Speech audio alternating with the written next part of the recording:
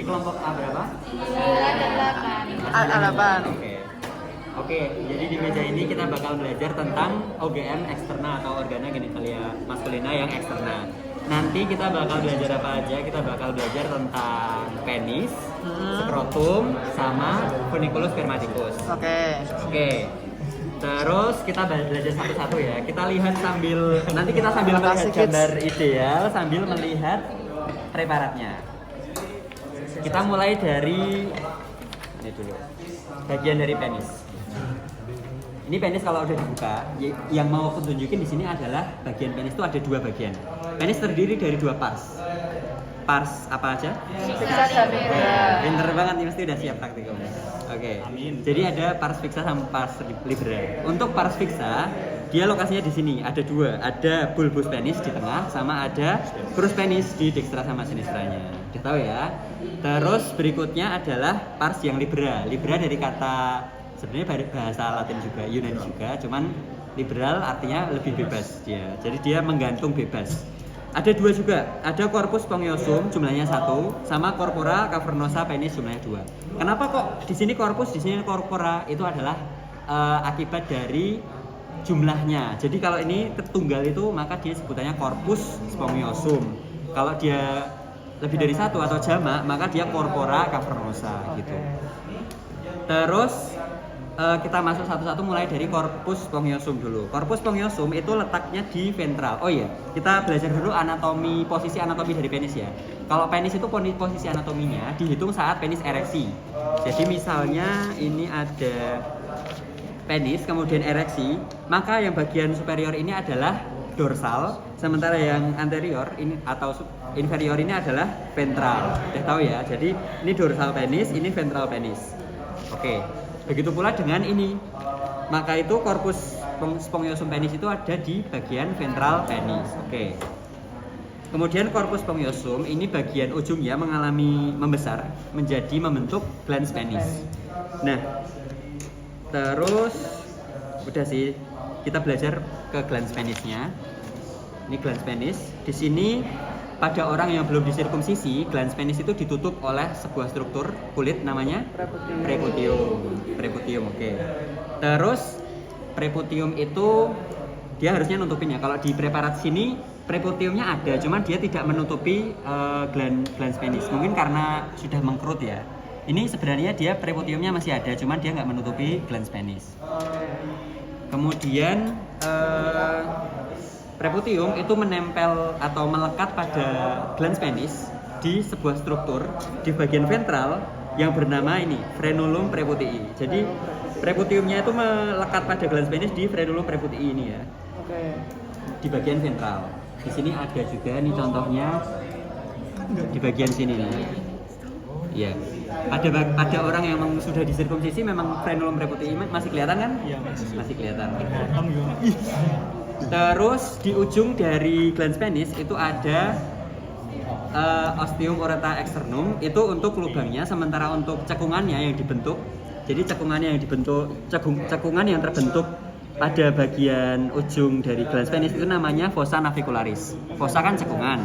Ini nama fossanya fossa navicularis, tapi di sana ada ostium ureta externum. Oke.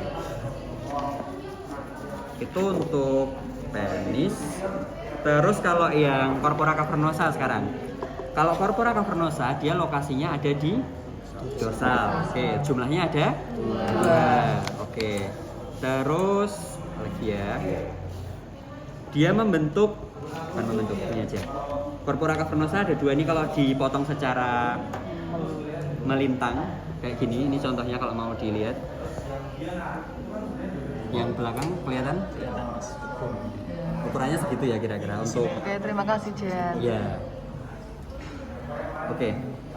Di corpora cavernosa ini mereka dibungkus oleh tunika albuginiana. Oke. Terus di bagian tengahnya itu membentuk septum pectiniforme penis. Oke. Terus dari corpora cavernosa ini itu dia itu ada bagian yang mencekung di bagian dorsal sama ventralnya. Yang bagian ventral itu tempat untuk corpus korpus spongiosumnya. Jadi ini kan cekung nih, straight gitu.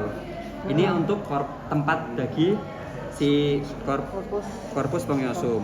Sementara yang bagian dorsal juga cekung, adalah tempat untuk arteri dan vena profunda penis. Arteri dorsalis penis sama vena dorsalis profunda penis gitu. Oke. Ternyata cepet ya, ini udah selesai. Terus kita lanjut ke arteri pada penis. Arteri pada penis itu di sini cukup sederhana. Kita mulai dari aorta abdominalis ya, karena ya dari jantung boleh deh, dari jantung nanti lanjut ke aorta, arcus aorta, terus turun ke aorta thoracica atau aorta thoracalis, lanjut ke aorta abdominalis. Nah, aorta abdominalis itu di cabang terminalnya ada arteri iliaca communis. Nah, arteri iliaca communis nanti ada yang cabang eksterna sama interna. Di arteri iliaca interna dulu. Di arteri iliaca interna itu salah satu cabangnya adalah arteri pudenda interna. Nah, arteri pudenda interna ini nanti ada arteri bulbo uretralis, arteri profunda penis sama arteri dorsalis penis. Nih kita lihat di sini. Di sini gambarnya itu disebutkan bahwa di sini adalah internal pudic arteri atau arteri pudenda interna. Tadi ada arteri bulbo uretralis di sini. Dia memperdarahi atau memvaskularisasi bulbus dan corpus spongiosum. Terus ada arteri profunda penis. Jadi ini cabang di sini, ini masuk ke corpora cavernosa menjadi arteri profunda penis. Yang nanti akan bercabang-cabang menjadi arteri helicinae. Arteri helicinae. Terus yang terakhir di sini ada arteri dorsalis penis. Yang mana kalau dilihat dari gambar ini, arteri dorsalis penis juga akan bercabang-cabang untuk memperdarahi penis di bagian dari dorsal untuk sebenarnya ke semuanya ya, kalau kita lihat ya. Gitu. Terus satu lagi adalah yang arteri iliaca eksterna. Kan tadi iliaca communis ada interna sama eksterna. Nah, yang iliaca eksterna itu ada cabang ke arteri femoralis. Dari arteri femoralis ini ada cabang arteri pudenda eksterna yang nanti akan memperdarahi atau memvaskularisasi kulit dan fasia dari penis. Oke, itu untuk penis. Ada pertanyaan dulu nggak buat penis? Oke, selanjutnya kita bahas tentang skrotum. Sebenarnya skrotum itu untuk materinya nggak banyak, semuanya udah ada di asistensi. Skrotum fungsinya buat apa? Mengatur suhu Apa? Ya, pembungkus testis, pembungkus testis, benar. Terus selain pembungkus testis apa lagi? mengatur suhu. Ya, pengatur suhu testis. Ada yang tahu gimana cara skrotum mengatur suhu testis? Gimana? Dari?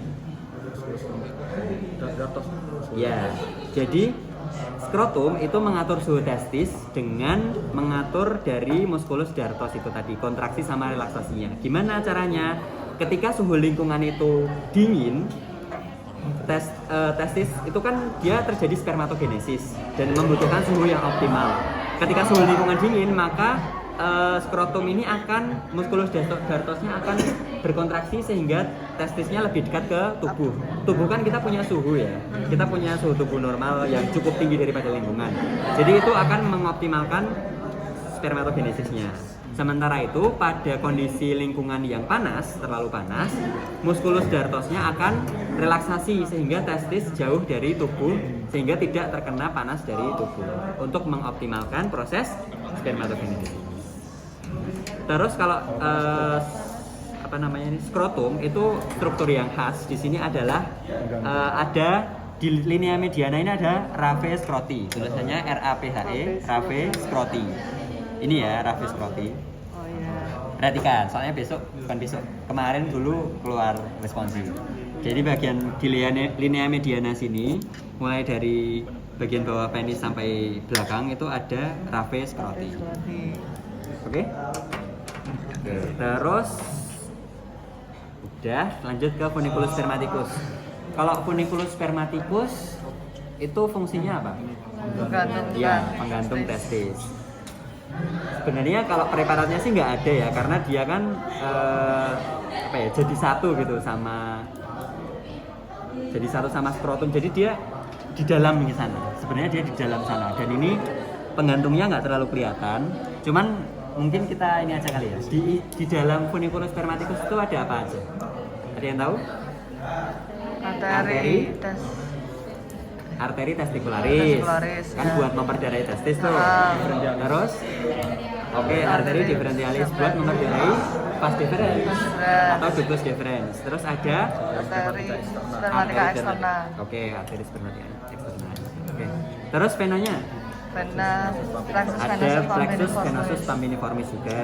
Ya. Terus ada apa lagi? Nervus. Nervus apa? Genitofemoralis sama Nervus plexus genitofemoralis. spermaticus. Sama satu lagi? Plexus spermaticus. Oke. Plexus spermaticus. Ya. Apa? Spermaticus kan? Nanti dicek lagi. Yang paling penting ada apa? Ductus deferens. Ya. Karena itu yang menyalurkan sperma dari testis dan epididymis buat diejakulasikan. Oke, materinya tinggal satu lagi, yang terakhir adalah mekanisme ereksi dan ejakulasi. Yang paling penting kalian ketahui sebenarnya saraf yang digunakan sih, bahwa kalau ereksi itu kita menggunakan saraf yang parasimpatis. Ya. Dan untuk segmen dari tulang belakang yang berfungsi adalah Sakral 2 sampai sakral 4. Sementara untuk ejakulasi Lumbal 1 sampai lumbal 1 sampai 3. 3 dan dia sarafnya saraf Simpatis. Kalau misal kebalik-balik gimana ngapalinnya? Ingat aja kalau ereksi punya huruf R, parasimpatis juga punya huruf R. Ereksi, parasimpatis. Yang simpatis ejakulasi. Oke. Udah, sisa waktunya boleh buat lihat-lihat preparat. Oke. Apa saja yang Guys, yang di bawah itu vaskularitasnya apa arteri saja ya, dorsalis jadi penis. arteri venanya disebut. Tapi kalau cuma ditanya arteri apa? Pada penis. Arteri profunda apa arteri dorsalis? Profunda. Ini dorsalis. Karena dorsalis yang Venanya vena plexus vena dorsalis. ngintip bawahnya ya. Vena dorsalis superficial. Oke.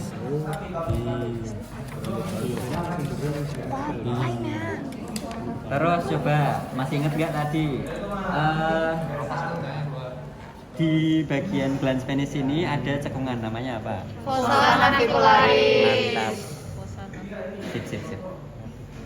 Udah sih. Biasanya saya keluar dari responsnya apa, Mas? Waduh, ya tadi Raffes Roti kalau tahun lalu. Mas cara taunya ini tanya ini sama ini. Wah, kalau vena jarang keluar karena kan kita tadi lihat bersama-sama bahwa nggak kelihatan. Oke. Memang kalau vena dorsalis superficial dia kan lokasinya dekat kulit ya. Heeh. Memang kalau dan ini kan banyak jaringan lemak ya. Kalau udah jadi preparat, kadang tuh jaringan lemaknya tuh udah mengalami apa ya? Udah kayak menghilang gitu. Jadi strukturnya udah nggak kelihatan. Memang bahkan kalau di tangan-tangan pun vena yang paling superficial itu kalau kulitnya diambil ya venanya ikut keambil. Jadi ibaratnya nempel sama kulit ya ini. Ya. Kan kita tahu kalau kulit itu ada ada epidermis, dermis sama subkutan. Nah, ini lemaknya lemak subkutan. Dan vena dorsalis superficial penis itu ada di subkutan ini kalau digambar. Oke.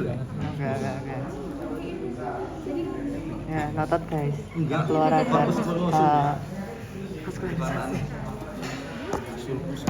Terus kalau lubangnya di ventral penis yang ditunjuk, misalnya lubang di ventral sini ditunjuk.